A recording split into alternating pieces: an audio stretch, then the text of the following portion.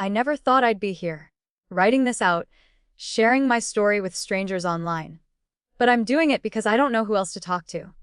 And honestly, I need to understand what happened. Maybe this will help me make sense of the mess I've made, maybe it won't. But here I am. You need to know. I'm not some bad person, not some heartless villain. I swear, I didn't mean for any of this to happen. But somewhere along the way, I lost sight of things. Or maybe I never really knew what was happening until it was too late. I guess I should start at the beginning, right? So, here it goes. I met David when I was in my early 20s. We were both fresh out of college, and life seemed pretty simple back then. He was charming, funny, always there to listen. And he cared about the small things.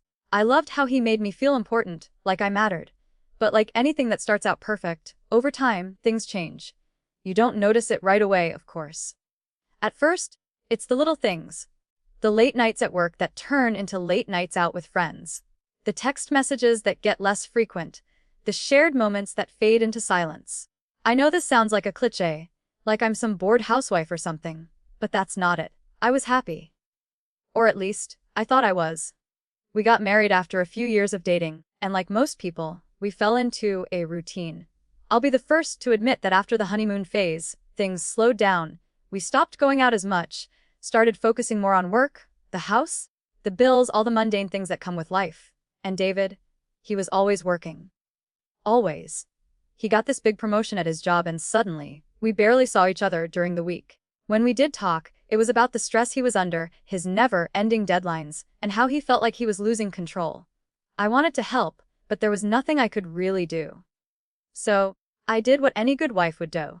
I supported him. I tried to be there, but honestly, it was like he was drifting further away, and I had no idea how to reel him back in. That's when I met Matt. I didn't expect it to happen. Honestly, I didn't even think about it at first. He was just someone I met through work. I used to go to this cafe every morning on my way to the office, and he was the barista there. His smile was warm, and he always remembered my order.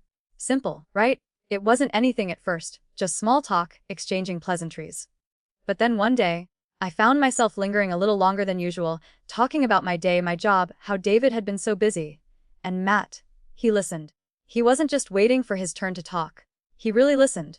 It felt, nice. I can't even really pinpoint when it crossed the line from friendly conversation to something more. One afternoon, he asked if I wanted to grab a drink after work. I said yes, without thinking much of it. Just a drink. Just talking. It wasn't like I was doing anything wrong, right? It wasn't like I was cheating or anything. It was just a casual hangout. That night, I don't even remember what we talked about. It wasn't anything important. But I remember the way Matt looked at me. I hadn't felt that way in years, like someone actually saw me. And then, when we were about to say goodbye, he kissed me. Just a soft, quick kiss, but it was electric. I stepped back. I told myself it didn't mean anything. It was a mistake. But I didn't walk away. I didn't pull away. I let it happen. I let myself feel something I hadn't felt in so long. And just like that, everything shifted. The next few weeks were a blur. We'd meet after work, in secret, pretending that nothing had changed. I started lying to David, telling him I had to stay late at work, or that I was going to meet up with friends. The guilt, it was there. But the thrill, the feeling of being desired, of being seen, it was intoxicating. And with David, I was just there. I was just his wife. I wasn't anything special anymore. Matt made me feel special. I kept telling myself it was just a phase, that I could stop whenever I wanted, that it wasn't that big of a deal. But then one day, I didn't want to stop. I didn't want to walk away. It felt too good, too real. I didn't even realize that I was drifting further and further from David until it was too late. He wasn't even around enough to notice. I mean, I didn't exactly make it obvious. But the lies piled up. The little secrets, the missing time. And then, there was that moment. The moment when it all started to come crashing down. Matt had said something that stuck with me. "Don't you want to feel alive again?" I remember that night clearly. I was in bed, next to David, and he was asleep, his back to me. And for the first time, I felt more alone than I ever had before. It feels insane, looking back on it now, but when it was happening, I genuinely thought I could keep it all under control. Like I could juggle this secret life and still maintain the facade of a happy marriage. I told myself I wasn't doing anything that bad. I mean, no one was getting hurt, right? It was just some harmless flirting, some stolen moments of excitement. But now, as I sit here, writing this, I know how wrong I was. It started with little lies. Small things I could explain away easily. A few extra hours at work, a phone call I didn't want to pick up because I was in a meeting. Sometimes it was a text, a vague excuse. The guilt would hit me hard, like a punch to the gut, every time I saw David. But I shoved it down. I buried it. There was this one evening, though, that really stood out. It was a Friday night, and David was supposed to be home early. He'd promised, but of course, he was late. He was always late. I told myself I wasn't going to be mad. I tried not to be.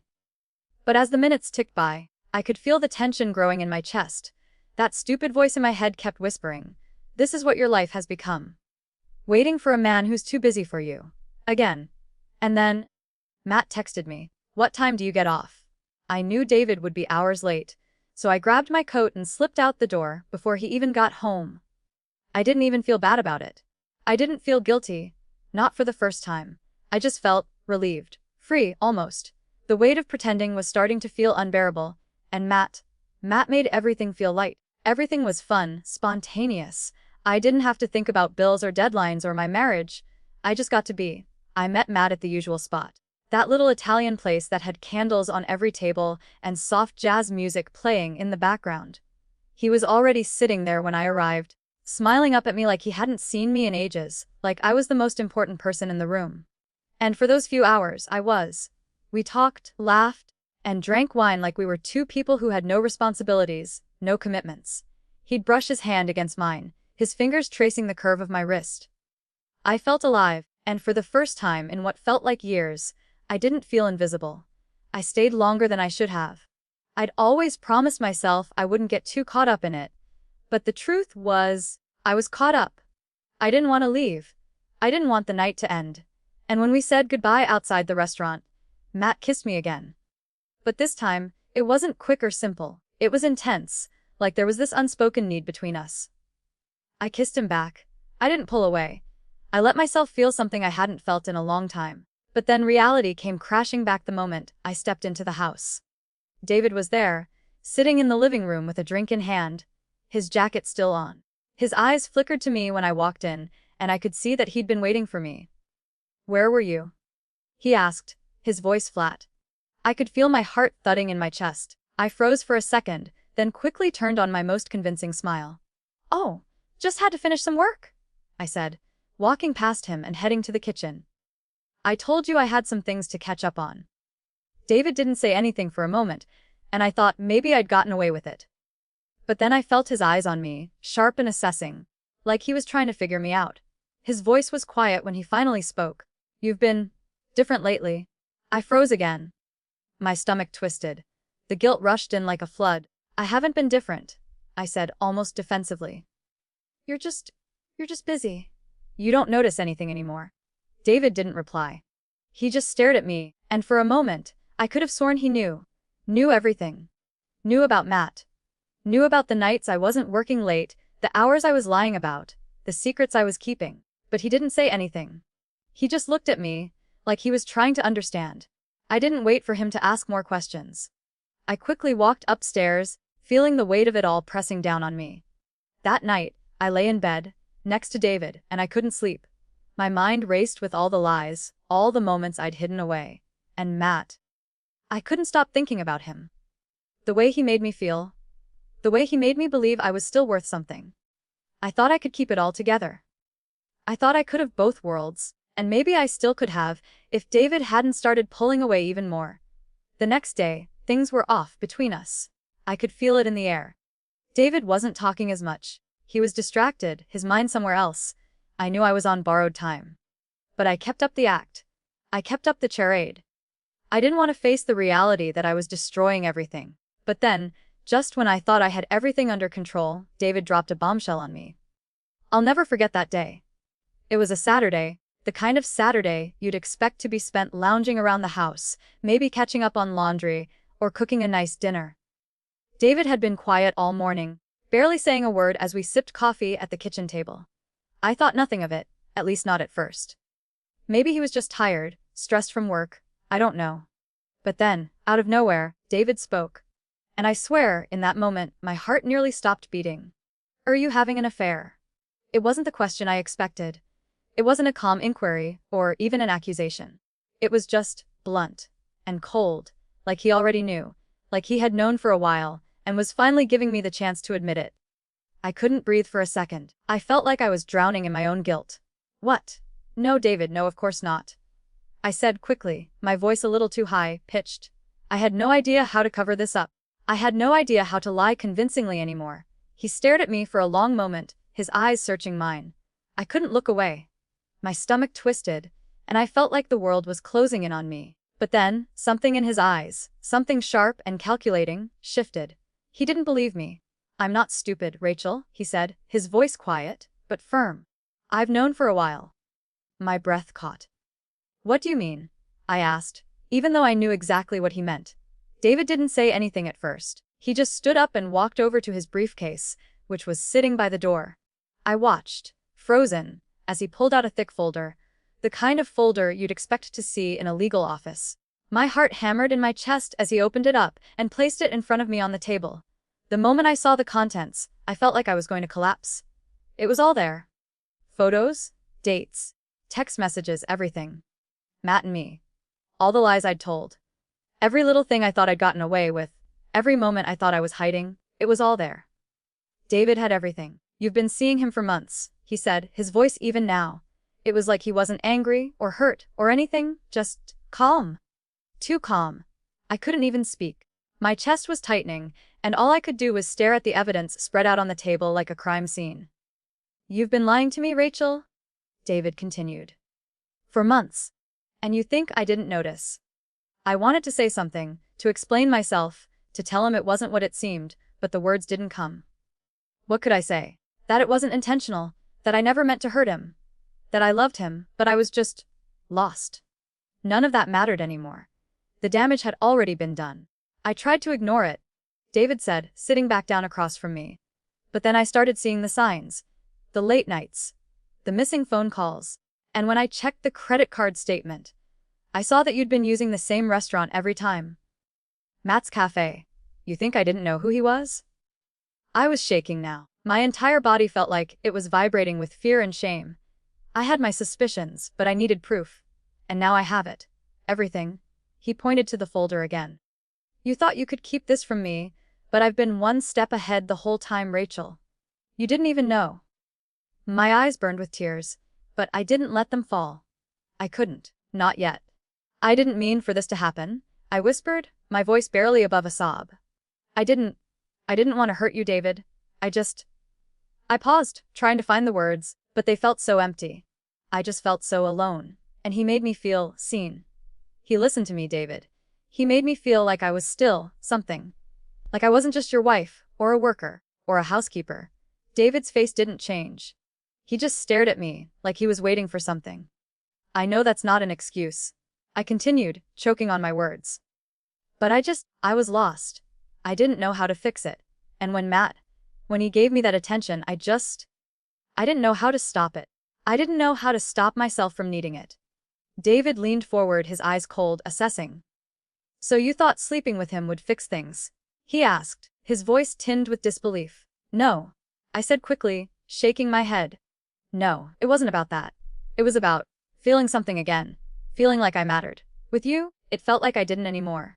David didn't say anything for a long time. His eyes never left mine. I could tell he was processing everything. And then, just when I thought maybe he'd say something to comfort me. He didn't. I'm done, Rachel, he said, his voice steady. My heart stopped. What? I whispered, not believing what I was hearing. I'm done. I can't keep doing this. I can't keep pretending that everything's okay when I know you've been betraying me. And the worst part is, I don't even know who you are anymore. The words hit me like a punch to the stomach. I didn't know how to respond. I wanted to beg him to understand, to tell him that I was sorry, but it wouldn't change anything now. I saw it in his eyes. He was already too far gone. The trust was broken beyond repair, and I had no idea how to fix it. And just like that, it all came crashing down. I don't know how long I sat there in silence after David said that. It felt like the room had gotten smaller, like the walls were closing in on me, and I was suffocating. I kept staring at him, hoping, praying, maybe, that he would change his mind. That somehow this would all be a bad dream, and I would wake up and everything would be okay. But it wasn't a dream. It was real. David stood up, his face still hard, his expression unreadable. I didn't know what to do. I didn't know where to go, how to fix this, how to fix me, how to fix the mess I'd made. I need to get out of here, he said quietly, his voice distant. I'll stay somewhere else for a while. We'll figure out the details later. And just like that, he was gone. He grabbed his jacket and walked out the door, leaving me sitting there, alone. I couldn't breathe. I felt like the ground had been ripped out from under me, and I was falling into some dark abyss, with nothing to hold on to. I never thought it would end this way, never thought it would come to this.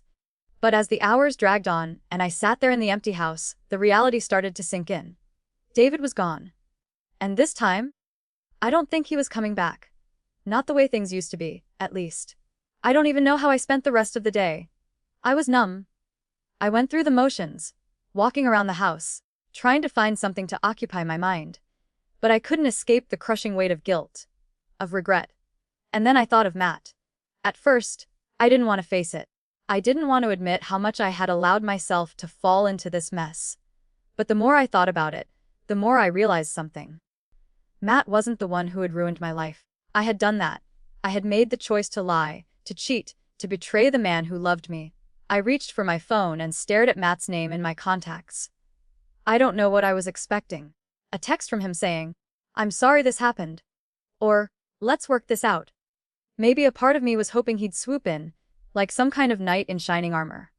But deep down, I knew that was never gonna happen. I typed out a message.